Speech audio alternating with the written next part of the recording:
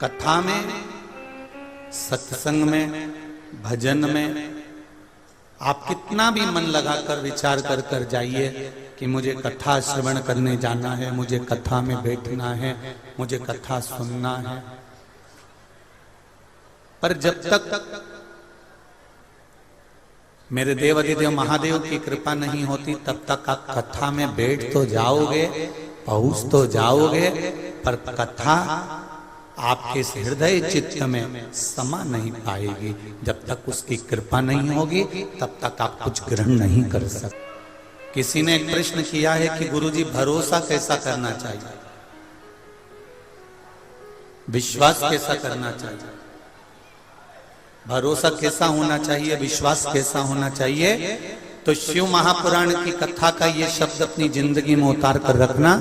जितने लोग आस्था चैनल पर सुन रहे हैं, फेसबुक यूट्यूब पर सुन रहे हैं, और जितने अशोक नगर के इस मंडी प्रांगण के जितने जितने पंडाल, लगभग 7-8 पंडाल जितने भी यहां से वहां तक दिख रहे हैं, जहां जहां आप लोग बैठे हुए हो, तो जहां जहां तक बैठे हुए अपने हृदय में एक बात उतार कर रखना।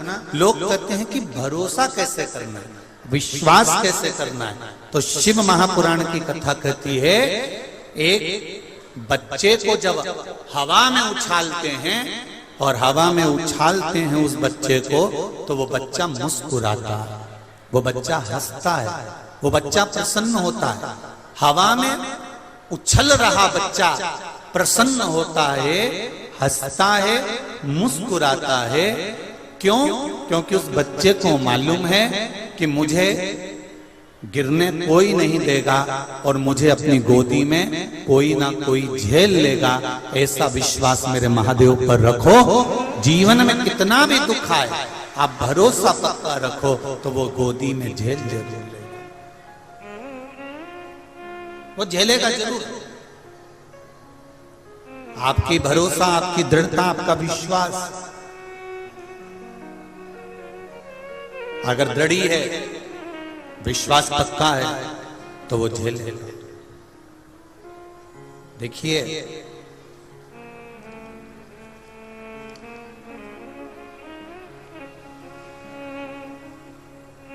एक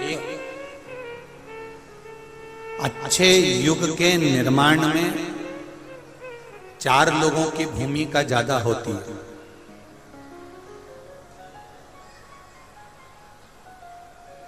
अगर सत्य सनातन धर्म की ओर हम बढ़ रहे हैं,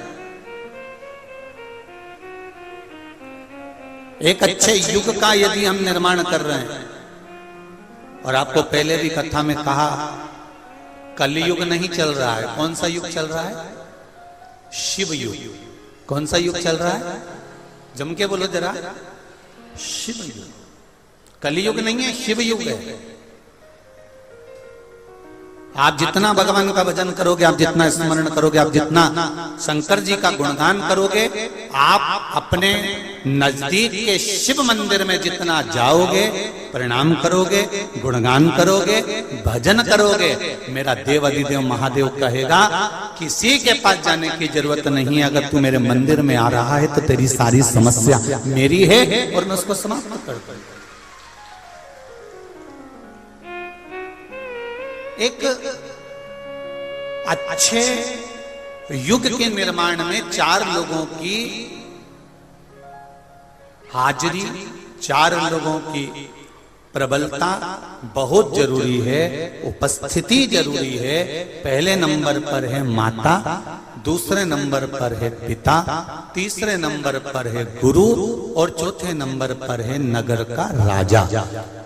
ये 4 पात्र ऐसे हैं, ये चार पात्र ऐसे हैं जो हमारे युग का निर्माण करने वाले हैं और संपूर्ण विश्व का एक आनंद देने वाले हैं। पहले नंबर पर कौन है? जम के बोलो जरा, माता। जम के बोलो जरा, माता। पहले नंबर पर अच्छे युग के निर्माण में माता क्यों? कई लोग कहते हैं गुरुजी पहले राम जी का जन्म हुआ, क्या आज के जमाने में राम जी का जन्म हो सकता है? हम कहते हैं बिल्कुल हो सकता है, उसमें दिक्कत क्या है? बस राम जी को पाने के लिए तुम्हें कौशल्या और तुम्हारे पिता को दशरथ बनना पड़ेगा, तो राम जैसी औलाद तुम्हारे घर में जन्म ले सकती है। कोई कोई परेशानी नहीं। क्या आज के समय में भगवान कृष्ण का जन्म हो सकता है? क्या भगवान कृष्ण प्रकट हो सकते हैं? क्यों नहीं? यशोदा आपको बनना है, नंद बाबा आपको बनना है, देवकी आपको बनना है, वसुदेव आपको बनना है, भगवान कृष्ण प्रकट हो जाए। रामकृष्ण परमहंस को जन्म देने वाली भी एक मां थी, स्वामी विवेकानंद जी को जन्म देने वाली भी एक मां थी, संत तुकाराम जी को जन्म देने वाली भी एक मां थी, नामदेव जी को, मीरा जी को, कर्मा जी को जन्म देने वाली भी एक मां थी, राम और कृष्ण को जन्म देने वाली भी एक मां थी, सरदार वल्लभ पटेल को जन्म देने वाली भी एक मां थी। और वो मां अगर ठान ले कि मेरे गर्भ में जो बच्चा है वो सनातन धर्म को आगे बढ़ाने वाला होगा, मां ये विचार कर ले कि मेरे गर्भ में जो बच्चा है वो राष्ट्र का हित करने वाला होगा, मेरे गर्भ में जो बच्चा है वो भगवत भजन करने वाला होगा, तो ये निश्चित है गर्भ से जो बच्चा होगा वो निश्चित भजन करने वाला है। ये माता का संकल्प होना चाहिए, ये मां का संकल्प होना चाहिए।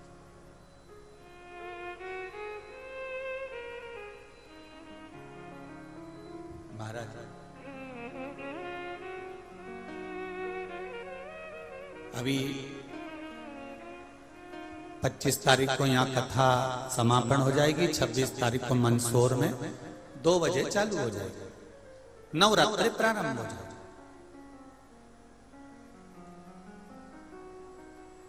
नवरात्रि का मतलब क्या होता है?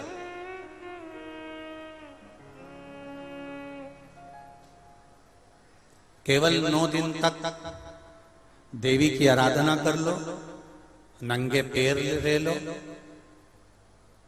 थोड़ा सा साबूदाना का फरियाल कर लो, मोरधन, चिप्स, पापड़ ये खा लो, या किसी देवी जी के मंदिर में जाकर नंगे पैर झंडा उठा के, ध्वजा उठा के, चुंदड़ी पकड़ के माता जी के मंदिर तक चले जाओ। क्या केवल नवरात्रि का मतलब यही है? या फिर कहीं गरबा हो रहा हो तो गरबे में चले जाओ? क्या नवरात्रि का मतलब केवल यही है? या घर में जोत लगा लो, नवरात्रि का मतलब यही है? घर में जवारे बो दो, नवरात्रि का मतलब क्या यही है? घट स्थापना कर दो, क्या नवरात्रि का मतलब केवल यही है? अगर नवरात्रि का मतलब जानना है तो आपके मन में एक विचार आना चाहिए कि ये नवरात्रि केवल घट स्थापना के लिए नहीं होती है, ये नवरात्रि हमारे भीतर एक नारी के सम्मान के लिए प्रकट होती है कि नारी का सम्मान कैसे होना चाहिए।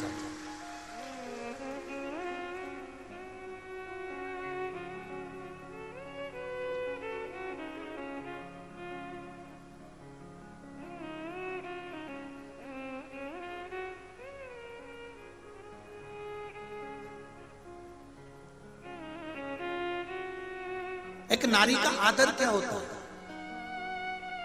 एक नारी का सम्मान क्या होता है?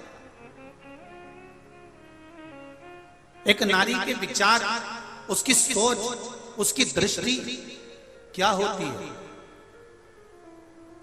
और माता युग के निर्माता हैं ये 4, उसमें माता, पिता, गुरु और राजा। जो क्षेत्र का राजा होता है, नगर का राजा होता है, वो भी युग का निर्माता होता है कि वो अपने राज्य को धारण कर कर किस तरह से व्यवहार कर रहा है। माता अपने बच्चे को क्या सिखा रही है? क्या सिखा रही है? आप में से कितनी माताएं जिनके बच्चे रोज प्रणाम करते हैं? चरण छूटे। जरा हाथ उठाओ तो, देखा देखी में मत उठा देना री जी हो, क्योंकि देखा देखी में तो काम बिगड़ जाता है। रख लो रख लो, देखा देखी में काम बिगड़ जाता है। कक्षा 8वीं का पेपर था, बच्चे एक के पीछे एक बैठे थे, लिखने के लिए प्रश्न आ गया कि दिल्ली की सबसे बड़ी मीनार का नाम लिखो। आगे वाले ने लिख दिया दिल्ली में कुतुब मीनार है। उसके पीछे जो बैठा था उसने आगे वाले की कॉपी में से नकल कर कर लिख दिया दिल्ली में कुतिया बीमार है। तो देखा देखी में काम बिगड़ जाता है। याद उसको भी था, उसको भी मालूम था कि दिल्ली में कुतुब मीनार है, पर उसने आगे वाले का देखने के चक्कर में अक्षर पूरा नहीं देख पाया, इसलिए लिख दिया दिल्ली में कुतिया बीमार। उसका ध्यान नहीं गया, भटक गया, दृष्टि नहीं पहुंची।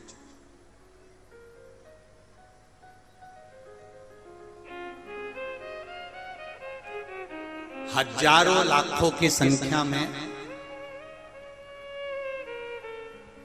कोई कह रहा था गुरुजी इतना पानी गिर रहा है, आज तो पब्लिक जितने भी भक्त आएंगे ना थोड़े से कम आएंगे। मालूम पड़ा इतना पानी गिरा, इतना पानी गिरा। हमको क्या मालूम था कि जैसे पानी की बूंदें टपक रही थी ऐसे तुम टपक रहे थे। सही में ये सोचा था कि रात भर से पानी गिर रहा है तो कम हो जाएंगे, पर यहाँ तो और दूसरे दूसरे तंबू में भरे बैठे हैं, वो टेंट मेंट सब दूर, दुकान में, तंबुओं के बाहर। गजब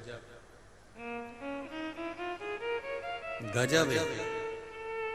धन्य है अशोकनगर के निवासी, आपको धन्यवाद, बहुत बहुत साधुवाद, बहुत बहुत साधुवाद।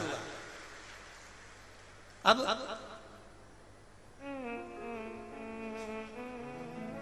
इतनी माताओं ने हाथ उठाया, सबने, किसी ने हाथ उठाया कि मेरे बेटा मुझे प्रणाम करता है, नमन करता है, दंडवत करता है, प्रणाम करता है। जितनी माताएं बैठी हैं इन सबसे निवेदन है, बांस जब तक गीला है इस बांस को नवा लो। बांस अगर सूख गया तो उसको नवाओगे तो वो टूट जाएगा। बच्चा जब तक छोटा है उसको झुकना सिखा दो, अगर झुकना सीख गया तो वो आगे बढ़ जाएगा, ये निश्चित है।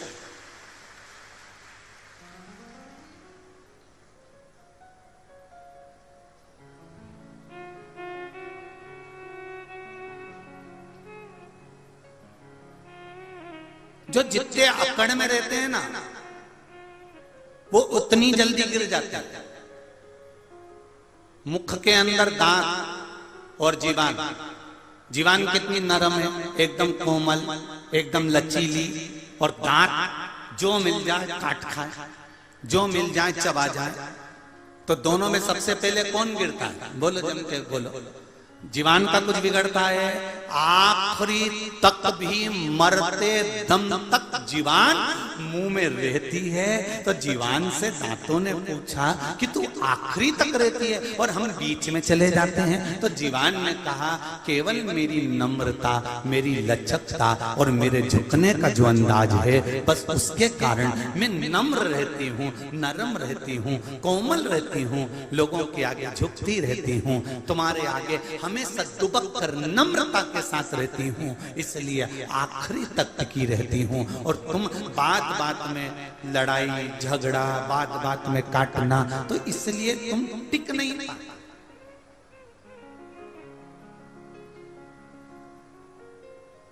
बहुत कठिन है, बहुत कठिन। एक प्रसंग पहले भी सुनाया, आज फिर सुना रहा।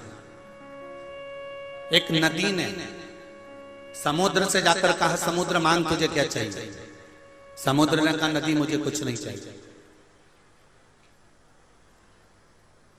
नदी ने कहा समुद्र तू मुझे जानता नहीं है, मैं बहुत बड़ी नदी, बहुत विशाल, तुझे जो लगता हो वो मुझसे मांग ले। नदी कहती है मुझसे मांग समुद्र। समुद्र कहता है मुझे कुछ नहीं चाहिए, सब मुझ में है। समुद्र में माणिक, मोती, औषधि, रतन, हीरा, पन्ना, सब सब समुद्र के अंदर।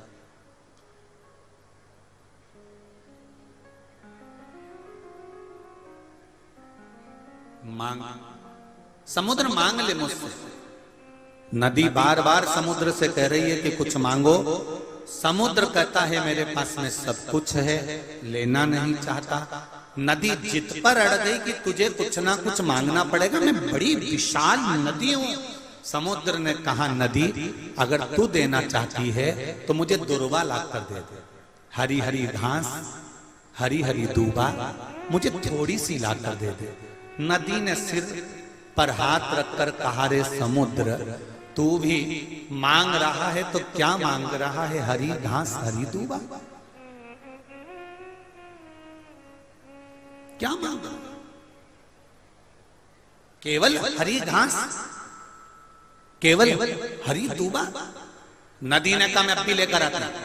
नदी अपने पानी से घाट पर किनारे पर जितनी घास लगी थी, जितनी दूबा लगी थी, नदी अपने जल से उस दूबा को तोड़ने लगी। जैसे ही नदी का जल दूबा पर जाता है, घास पर जाता है, घास नीचे झुक जाती है। नदी का पानी फिर जाता है, घास फिर झुक जाती है। नदी का पानी फिर जाता है, घास फिर झुक जाती है। और आखिरी में नदी समुद्र के पास आकर बोली रे समुद्र मैं तेरे लिए घास दूबा नहीं ला सकी। समुद्र ने कहा नदी तुझ में तो क्या किसी में सामर्थ्यता नहीं है कि झुकने वाले ये तेरे आगे, इसलिए तू उखाड़ नहीं पा रहा।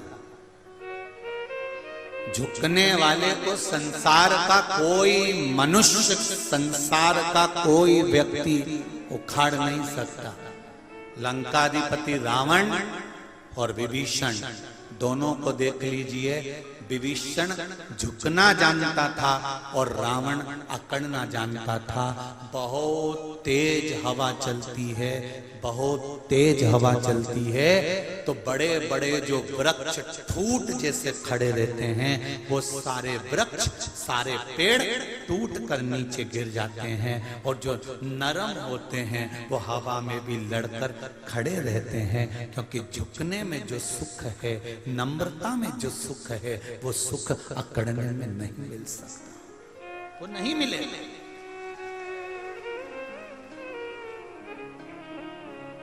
वो प्राप्त नहीं हो सकता। हम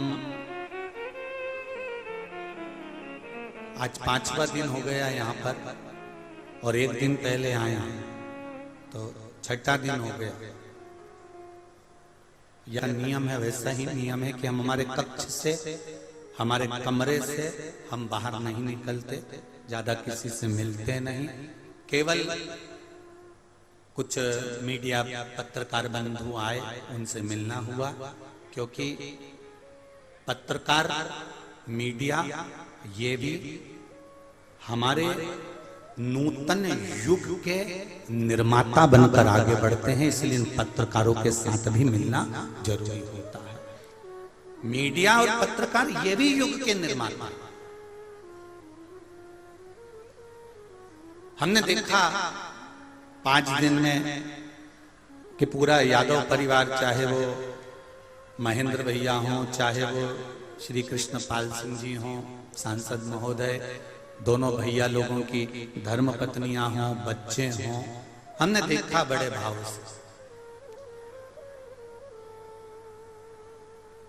अगर इतने बड़े औहदे पर अगर व्यक्ति होता है तो उसके यहाँ भोजन बनाने के लिए सेविका या सेवक या भोजन बनाने वाला लगा रहता है।